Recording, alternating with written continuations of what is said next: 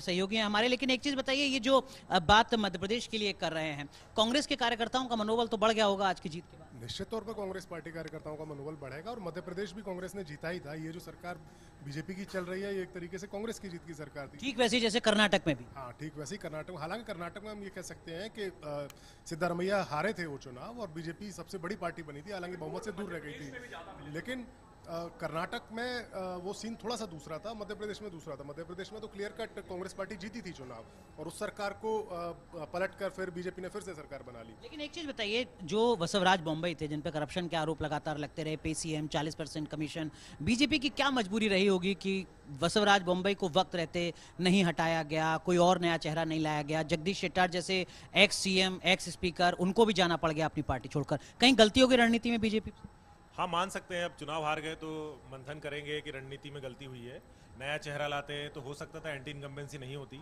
वैसा दूसरे जैसे पहले करते आई है बीजेपी, कई राज्यों में उन्होंने किया है, सिटिंग एमएलएस के टिकट काट दिए, नए टिकट दिए हैं। उसका फ़ायदा जैसे गुजरात में उनको काफ़ी फ़ायदा भी हुआ है। इस बार वो शायद उसमें फेल हो गए, वो आकलन कर नहीं पाए उतना। ठीक है।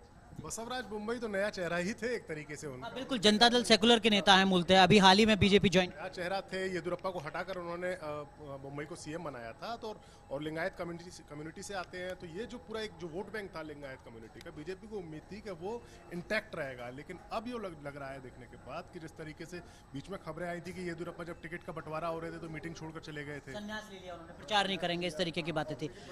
लेकिन येदुरप्पा, जिन पर करप्शन के आरोप थे, पहले से थे, येदुरप्पा को हटाकर आप एक ऐसे चेहरे को लाते हैं जिस पर भी करप्शन के ही चार्जेस लगते हैं और आपकी सरकार चली जाती है करप्शन के मुद्दे पर ही, मोटे तौर पर एंटी इनकम्बेंसी की बड़ी वजह करप्शन। क्या आपको लगता है रणनीतिक विफलता कहीं रही, बीजेपी सेंस को समझ नहीं पाई? देखिए, बीजेपी की रणनीतिक विफलता तो रही है। कांग्रेस की रणनीतिक सफलता के बारे में बात करना चाहूँगा। चूँकि ये पहला इलेक्शन है कांग्रेस ने लंबे समय के बाद लड़ा है, जिसमें लोगों के बीच एक मुद्दे को काफ़ी चर्चा में ला दिया। 40% पे सीएम की बात है, माइक्रो लेवल पे इस तरह से लोगों को समझाया और चुनाव प्रचार किया कि लोगों ने उसको मुद्दा बना दिया। आमतौर पे किसी भी चुनाव में भ्रष्टाचार का मुद्दा उस तरह से इम्पैक्ट नहीं करता जिस तरह से कर्नाटका में किया। नहीं, शीला दीक्षित का दिल्ली में किया था 2014 के लोकसभा चुनाव में। ऐसा होता है।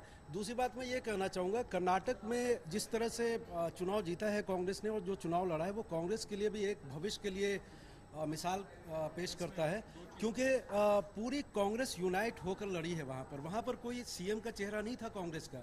उसके बावजूद सारे लोग मिलके चुनाव लड़े और बेहतरीन था। लेकिन शुभम, एक चीज बताइए, कर्नाटक में तो कांग्रेस की वाहवाह हो रही है,